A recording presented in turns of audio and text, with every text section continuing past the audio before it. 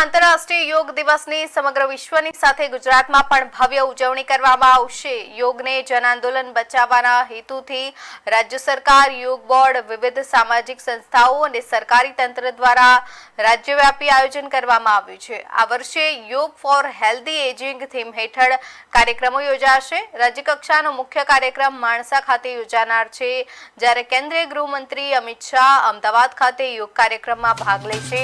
રાજ્યભરમાં 12 જૂનથી યોગ સંબંધિત વિવિધ કાર્યક્રમોની શરૂઆત થઈ ચૂકી છે। યોગ દિવસ સુધી સમગ્ર ગુજરાતમાં અંદાજે 24,000થી વધુ કાર્યક્રમો યોજાશે। રાજ્યના વિવિધ શહેરો અને જિલ્લાઓમાં 10થી વધુ વિશાળ યોગ કાર્યક્રમોનું આયોજન કરવામાં આવ્યું છે। યોગ બોર્ડ અને સામાજિક સંસ્થાઓના સંકલનથી યોજાનારા કાર્યક્રમોમાં સમાજના વિવિધ વર્ગના લોકો મોટી સંખ્યામાં જોડાશે।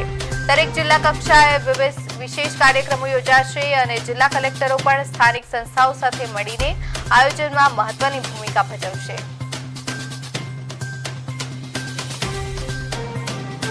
યોગના ટીચર્સની ડિમાન્ડ એ માત્ર ભારતમાં નહીં પરંતુ દુનિયાભરની અંદર અલગ અલગ દેશોમાં ખૂબ સારા પગારમાં આ યોગ ટીચર્સની માંગ વધી રહી છે। એ બી આપણા સૌ માટે ખૂબ સારો વિષય છે અને યોગ બોર્ડ દ્વારા જે ટીચર્સને ટ્રેનિંગ અને સામાન્ય નાગરિકોને દરરોજ સવારે યોગના પાઠ કરી શકે તે માટે જે વ્યવસ્થાઓ કરવામાં આવી છે